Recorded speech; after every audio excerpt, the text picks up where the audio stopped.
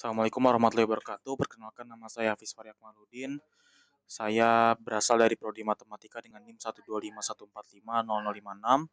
Di video kali ini saya akan menjelaskan tentang kode-kode yang saya buat untuk melakukan analisis terhadap data yang diberikan sebagai tugas akhir mata kuliah algoritma dan dasar pemrograman.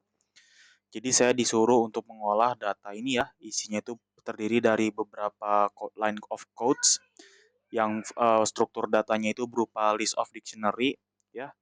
Nah, kode-kode ini ditulis di dalam sebuah file JSON ya. Karena ini terdiri dari beribu-ribu kode, jadi saya nggak mungkin dong saya copy paste ke satu IPYNB. Nah, makanya untuk memudahkan saya impor aja. Nah, di sini saya pakai dua impor ya untuk mengimpor data JSON-nya. Yang pertama saya pakai import JSON dan import pandas SPD. Nah, import JSON ini tujuannya untuk membuka data JSON. Import pandas PD ini kan nanti data JSON-nya sudah dibaca ya. Nah, nanti dari data JSON ini saya bisa untuk membuat pandas data frame di solusi-solusi berikutnya. Nah, fungsi import ini adalah untuk mengakses kode-kode yang sudah dibuat orang baik di luar sana ya. Jadi saya nggak perlu buat kode panjang cuman untuk membuka file JSON. Oke, jadi kita langsung mulai. Tadi pertama, line pertama saya melakukan impor ya. Lalu di line selanjutnya saya membuat sebuah define, saya membuat sebuah fungsi namanya buka file dengan parameter nama file. Nah, ini tujuannya kalau misalnya ada data lain selain data aktivitas 50 mahasiswa time, saya tinggal masukin aja ke parameternya. Mungkin nanti di masa depan ada data kelas D, kelas E ya. Nanti tinggal dimasukin aja. Nah, terus di line selanjutnya saya bilang coba buka filenya. File sama dengan buka file. Jadi ini ada saya buat variabel namanya file. Terus di dalam variabel ini value-nya bilang coba open nama file, buka nama file. Nah, terus pas sudah dibuka saya buat variabel namanya data aktivitas. Nah, dari data aktivitas ini isinya itu JSON load file. Jadi saya pakai fungsi JSON yang tadi saya impor, terus saya bilang coba load file lah, buka filenya. Nah, terus saya bikin tiga antisipasi, tiga error ya. Kalau misalnya ada error-error nanti masuk ke accept. Nah, kalau misalnya ternyata datanya agak berada satu file dengan data IPYNB-nya, maka akan ke print error file tidak ditemukan. Kalau misalnya ini ya, accept kedua itu kalau misalnya ternyata pas dibuka JSON-nya ini korup, nah nanti bakal ke print error data korup. Nah, ini yang ketiga ini exception SI, exception SI itu maksudnya untuk mengantisipasi error-error yang lain seperti mungkin dari nama ininya ada yang uh, salah sintaksis dan lain-lain, nanti bakal dikasih tahu errornya dengan uh, print ini.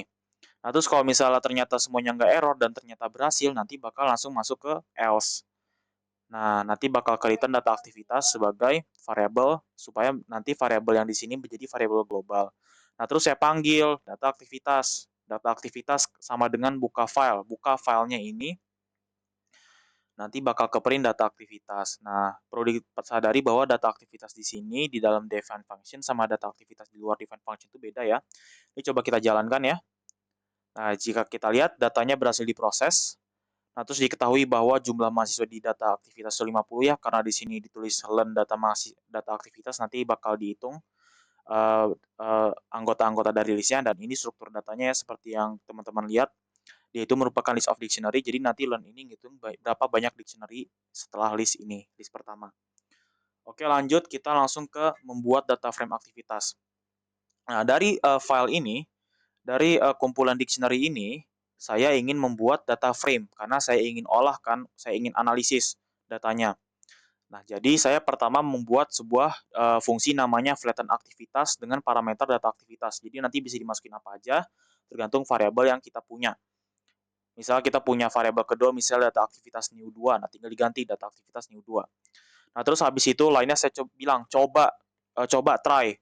Nah, tujuan try di awal-awal ini tuh untuk antisipasi error. Misalnya ada yang kosong atau misalnya ada salah sintaksis. Ini tuh cuman uh, jaga-jaga biar nanti gak error. Nah, terus coba nih. Nah, di line selanjutnya saya bikin list kosong ya, namanya rows. Nah, terus saya pakai for loop ya. Saya bilang for mahasiswa in data aktivitas, artinya saya ngakses data pertama ini yang dictionary sebelum setelah list ini. Kan di sini kan ada NIM, nama, kelas ya, sama log harian. Nah, karena saya pengen buat data frame aktivitas, otomatis saya butuh data-data ini nanti. Makanya saya bikin variabel namanya NIM nama kelas. Nah, isinya itu data-data kayak NIM ini, NIM A01, terus nama mahasiswa 1, ya di sini-sini ya. Nanti isinya kayak 001 gitu-gitu. Nah, terus karena saya kan kalau misal saya ambil log harian sama dengan mahasiswa log harian kan kayak nggak mungkin kan, karena dia itu isinya list lagi. Nah, jadi saya langsung bilang aja, saya ambil for loop lagi, bilang for kegiatan in mahasiswa log harian untuk mengakses daleman ini nih, dalemannya, kayak tanggal dan aktivitas. Nah, saya tulis tanggal sama dengan start kegiatan tanggal. Nah, ini diubah ke string ya, karena kan tanggal itu formatnya kayak gini. Emang dari awal udah string sih, tapi ditulis aja string. Ini kayak hapus aja ya. Nah, kita lanjut.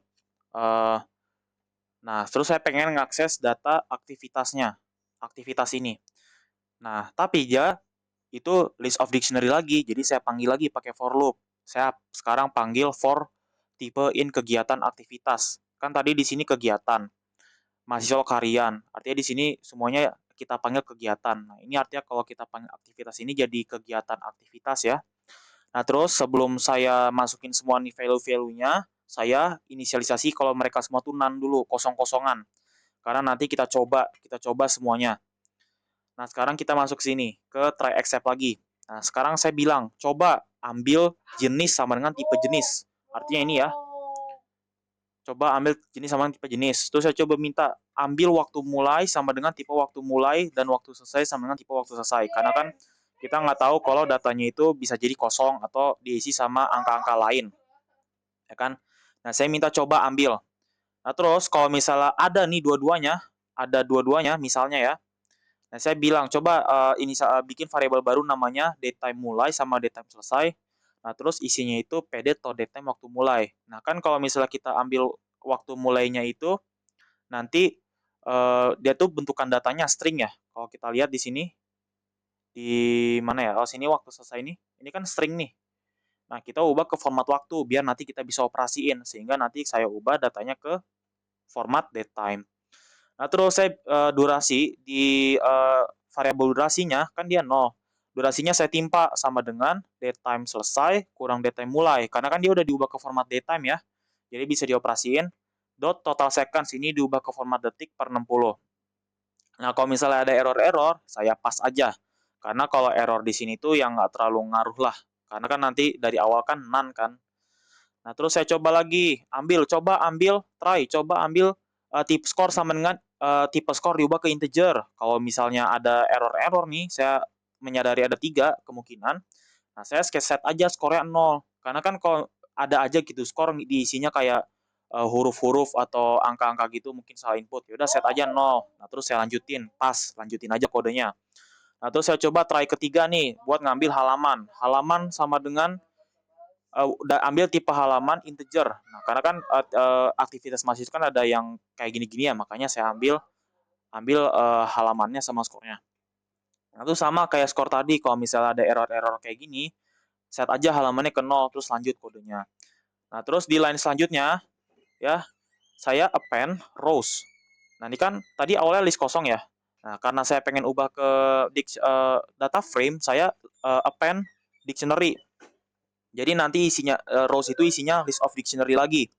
Nah, isian dictionary ini keys-nya ya. Keys-nya, ini value-nya. Jadi ada name, nama kelas dan lain-lain ya semuanya. Nah, terus saya return pandas data frame rows. Nanti ke return-nya itu pas saya panggil data ini nanti bakal ke return data frame. Nah, ini yang tadi try yang paling pertama banget ya. Yang ini kalau misalnya ada error-error apa-apa nanti bakal ke print pesan errornya lalu nanti bakal ke return nggak apa-apa, bukan apa-apa atau none. Nah, terus untuk manggil datanya pertama saya try lagi. Nah, tujuannya buat tadi mengantisipasi error-error aneh. Nah, coba ambil df aktivitas sama dengan flatten aktivitas data aktivitas. Artinya tadi saya punya data aktivitas saya di sini ya. Nah, terus saya panggil data aktivitasnya sebagai parameter di dalam flatten aktivitas. Jadi nanti bakal jalan nih semua kodenya. Nah, terus ini except ini sama kayak tadi ya. Ini kalau ngantisipasi error-error. Nah, kalau misalnya jalan, saya diminta untuk menunjukkan 10 data pertama dan untuk menampilkan berapa banyak aktivitas. Nah, di sini saya jalanin ya kodenya ya.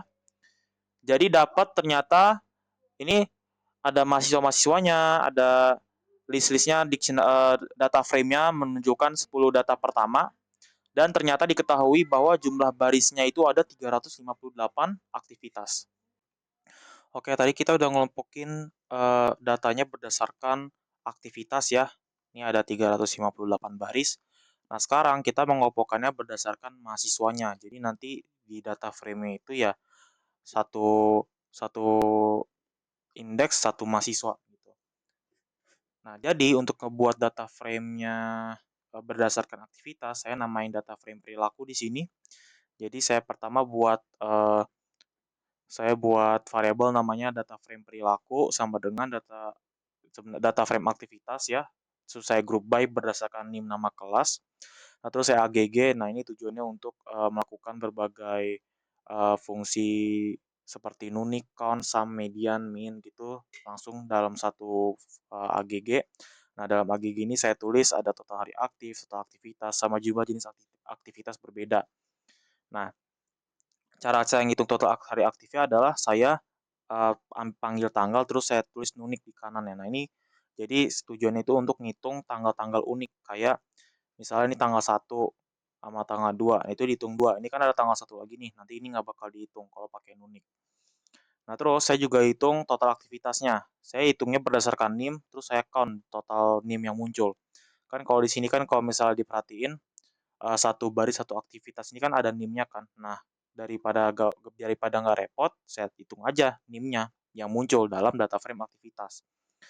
Nah, terus saya juga buat jumlah jenis aktivitas berbeda ya. Nah, jadi di sini saya bikin namanya jenis aktivitas, saya ambil jenis aktivitasnya di sini. Nah, terus saya panggil nunik. Nah, nunik ini jadi ngitung jenis aktivitas yang unik-unik. Yang tonton videonya muncul 2 kali itu nggak bakal muncul lagi. Nah, terus saya menghitung total durasi videonya. Nah, jadi saya buat variabel namanya df video sama dengan saya panggil df aktivitas.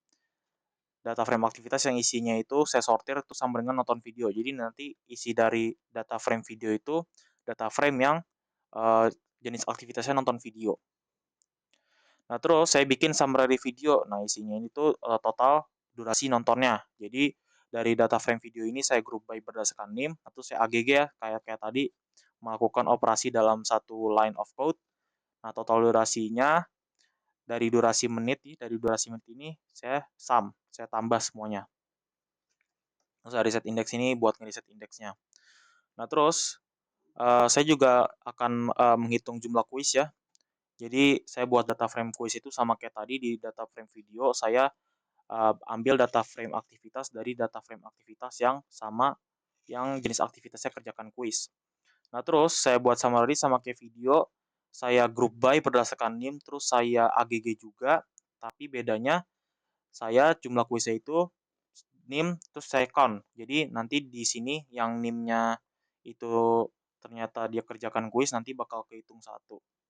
Nah, terus saya hitung rata-rata skor kuis. Nah, caranya saya bikin data frame kuis score. Saya ambil dari data frame kuis ini nih. Ya kan, karena kan udah disortir nah kerjakan kuis. Nah, sekarang data frame kuis score ini saya ambil data frame kuis yang skor kuisnya lebih dari 0. Jadi yang benar-benar ngerjain kuis ya. Nah, terus summary di score-nya saya ambil dari data frame skor kuis dari sini ya. Terus saya group by berdasarkan NIM, terus saya AGG lagi. Nah, terus saya buat rata-rata skor kuis sama dengan skor kuis dari setiap skor kuis saya saya rata-rata. Nah, terus setelah itu saya gabung semuanya, saya merge ya.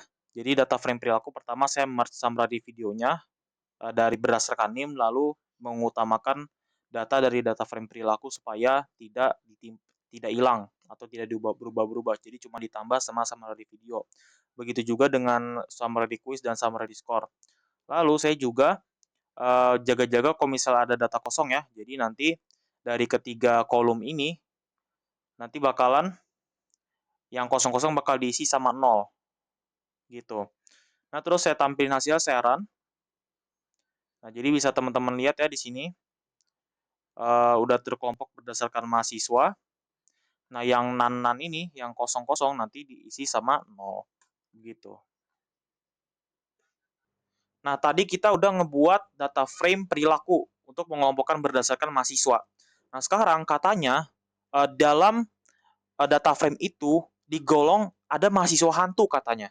Nah, ciri-ciri mahasiswa hantu itu kalau misalnya pertama total aktivitasnya itu lebih dari 30, nah terus total durasi videonya itu lebih dari 600, jumlah kuis yang dilakukan itu kurang dari 1, dan jumlah jenis aktivitas berbeda itu kurang dari 2. Nah, jadi saya buat fungsi namanya label hantu ya, label hantu row.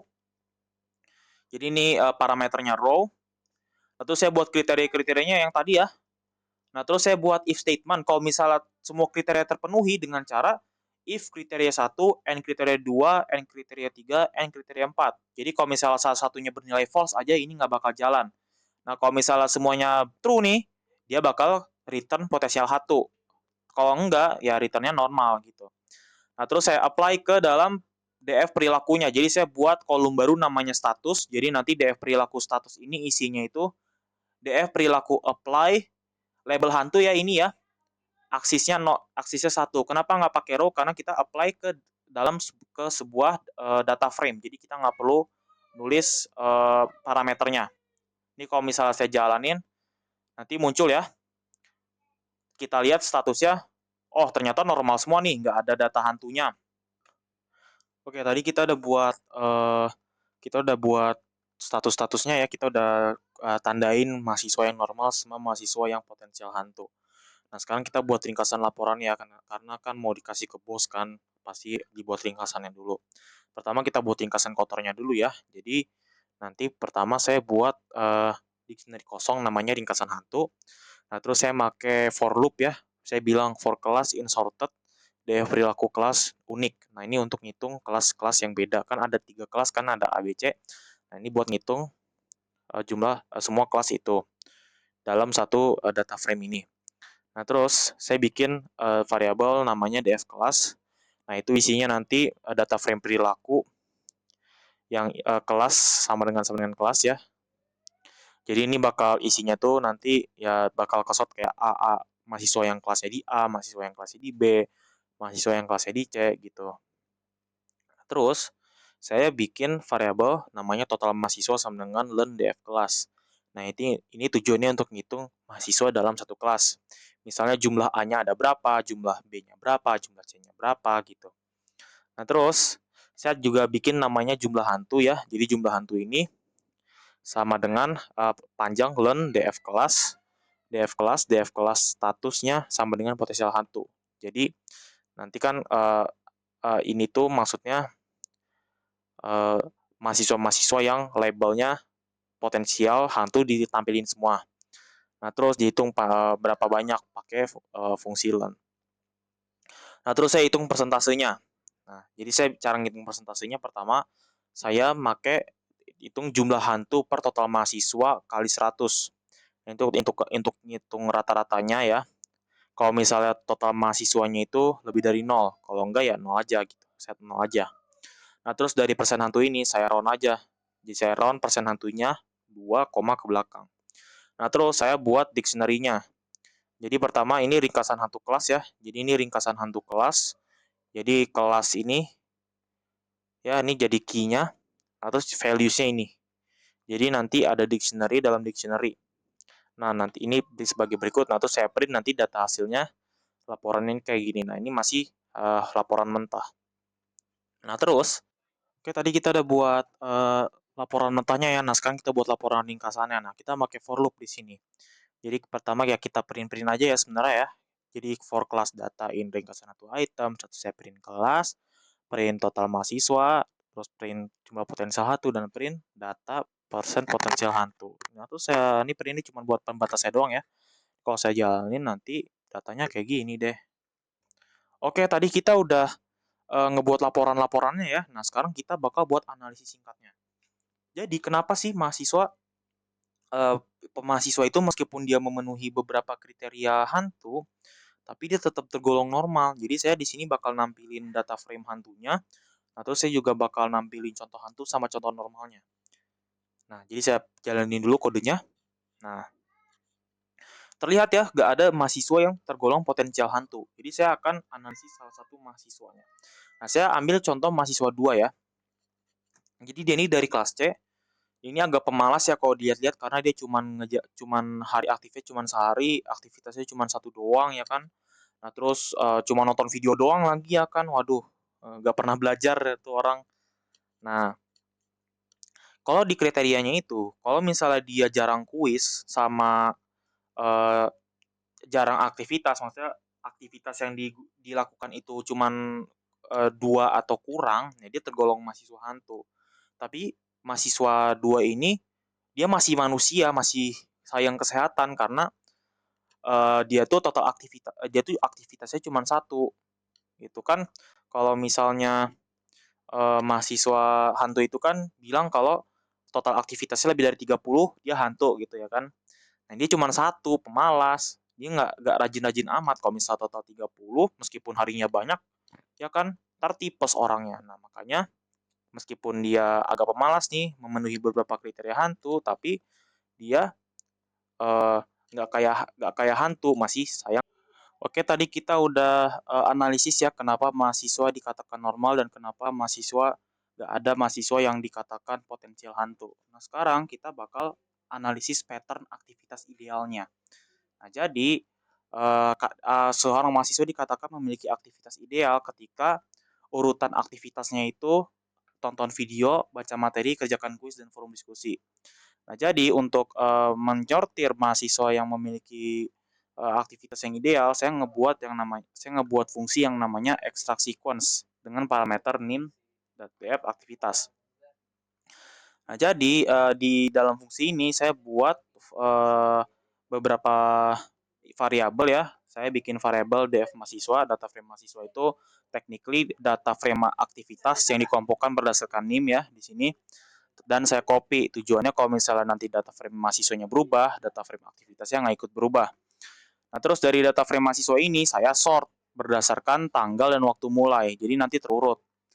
Nah, terus saya buat variabel baru namanya daily sequence. Nah, jadi di daily sequence ini dari data frame mahasiswanya saya group by berdasarkan tanggal, lalu ambil jenis aktivitasnya, dan saya apply ke list, tulis. Jadi nanti ditambah ke list kosong. Itu daily sequence-nya nanti datanya berubah jadi list. Lalu saya buat dua variabel yang isinya itu urutan idealnya ya. Nah, terus saya buat list kosong namanya score. Nah, terus saya baru masuk ke for loop, for sec in daily sequence. Artinya dia ngambil data-data di uh, list yang ada di daily sequence. Nah, terus dibandingin if ideal sama dengan sequence sec. Nah, kalau misalnya ternyata nanti di daily sequence-nya itu sama kayak idealnya, kayak dari indeksnya, dari kontennya, isiannya, nanti bakal nambah satu. Kalau misalnya dia ke reverse, nanti nambahnya 0,5. Kalau misalnya nggak sama sekali, nanti bakal nambah 0. Nanti di return sum scores per learn scores. Nah, ini nanti bakal ke return rata-rata dari skor-skor ini. Nah, terus untuk menggunakan fungsi ini, pertama saya membuat list kosong namanya rata-rata idealis. Nah, terus saya buat for loop ya, for nim in df perilaku nim, ini buat ngakses nim dari df perilaku ya. Nah, terus saya buat variabel namanya sec data ya, sec data sama dengan extract sequence nim dot koma df aktivitas, ini nimnya dari sini ya. Nah, terus data frame aktivitas ya dari data frame aktivitas yang pertama banget. Nah, terus karena sec data ini udah ke return sama rata-ratanya ya, jadi nanti saya tinggal rata-rata idealis yang awalnya list kosong, saya tinggal append sama sec data. Jadi nanti isi rata-rata idealis itu ya kayak 0, 0,1, 0,5 gitu-gitu. Pokoknya hasil rata-rata dari return fungsi yang saya udah buat. Nah, terus nanti rata-rata idealis ini saya masukin ke dalam def perilaku. Caranya saya buat kolom baru namanya rata-rata urut ideal sama dengan rata-rata idealis. Nah, nanti hasil akhirnya seperti ini. Nah, nanti bakal muncul nih rata-rata urut idealnya. Nah, diketahui contoh aku udah buat contoh dari mahasiswa hampir ideal dan mahasiswa tidak ideal. Ini ada berapa jumlahnya aku udah buat ya di sini. Ternyata mahasiswa ideal hampir idealnya itu ada 3. Hampir ideal tuh yang ini ya, yang tadi yang kalau misalnya dia lebih dari 0 sama kurang dari 1. Nah, terus yang nggak ideal itu tuh ternyata ada 47. Artinya semua mahasiswa nih agak mencurigakan nih, pada malas-malas belajar ya, makanya rata-rata aktivitasnya itu hampir semuanya nggak ideal. Tadi kita udah ngebuat aktivitas ideal ya, jadi kita tadi udah nentuin mahasiswa tersebut rata-rata keidealannya berapa. Nah, sekarang kita masuk ke analisis efektivitas sesi belajar. Jadi di sini kita bakalan menilai apakah mahasiswa belajarnya efektif atau main-main. Di lain pertama saya impor 2 modul namanya Seaborn SSNS and Matplotlib PyPlot SPLT. Nanti ini bakal berfungsi dalam pembuatan scatter plot. Nah, terus selanjutnya saya buat fungsi namanya segment session DFMHS ya, untuk digunakan nanti. Isinya di dalam fungsinya saya bikin DFMHS ya, ini parameternya sama dengan DFMHS-nya saya sort ya berdasarkan date time mulai. Terus saya buat waktu mulai sama dengan PDTO date time, DFMHS date time mulai saya ambil uh, kolom date time mulainya. Nah, terus saya juga ambil waktu selesainya juga, waktu selesai sebelumnya ya. Jadi saya ambil DF mahasiswa, date time selesai. Nah, terus jedanya itu saya kurangi waktu mulai dengan waktu selesai sebelumnya. Nah, saya hitung jeda waktunya. Kalau misalnya waktu mulai aktivitasnya jaraknya lebih dari 30 menit dari waktu selesai aktivitas tersebut, maka mahasiswa tersebut sudah dianggap memulai sesi belajar yang baru. Jadi jeda ini eh, nentuin kalau misalnya dia udah masuk 30 menit atau belum. Nah, terus selanjutnya saya menentukan ID sesinya dulu. Jadi saya bikin DFMAS session ID ya, sama dengan jeda lebih dari 30 menit, 30. Kalau misalnya jedanya ternyata dia udah lebih dari 30, maka diisi dengan true. Nah, nanti semuanya di kumulatif sum. Ini di kumulatif sum ya, nanti bakal ke return di df MHS. Nah, kita panggil fungsinya di dalam sini. Nah, saya panggil df aktivitas ya, sama dengan saya concat, saya gabung secara vertikal, saya panggil fungsinya di dalam concatnya, df aktivitas, lalu dikelompokkan berdasarkan nim ya, n for n in dm aktivitas, nim Unix saya kelompokkan berdasarkan nim. Selanjutnya saya bikin variabel namanya session data. Data frame ini session data ini dari data frame aktivitas saya group by berdasarkan nim dan session ID. Terus saya agg dengan durasi sesi itu durasi menitnya saya sum, lalu juga jumlah aktivitasnya saya hitung berdasarkan nim lalu saya count. Nah, terus saya buat variabel namanya start sesi. Yaitu dari session data ya, tadi ini kan bentuknya data frame ya.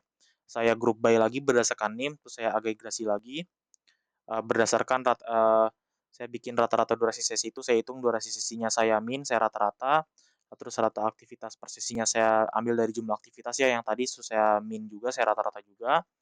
Nah, terus jumlah sesinya saya ambil session ID, nah terus saya hitung, saya count.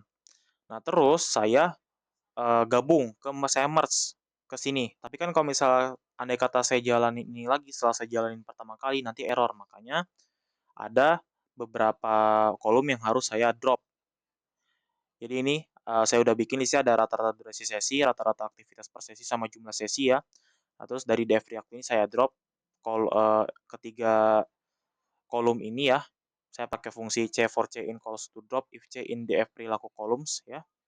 Nah, terus dari ini di line selanjutnya saya bikin dev perilaku saya merge dengan start sesi yang tadi nih berdasarkan nim dengan memprioritaskan df perilaku. Kalau misalnya ada yang kosong-kosong, saya isi sama angka 0.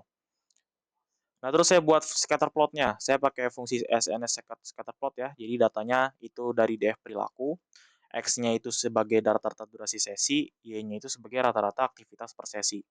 Nah, terus who-nya ini status ini. Nah, terus title-nya saya bilang analisis sesi belajar PLT Savik kayak gini. Terus saya print. Coba saya jalanin ya. Nah, nanti muncul data-datanya ya, ada uh, list-list kayak rata-rata durasi sesi, rata-rata aktivitas per sesi, dan lain-lain. Nah, ini scatter plotnya. Jadi yang ke atas ini berdasarkan rata-rata aktivitas per sesi ya, yang tadi, yang Y-nya.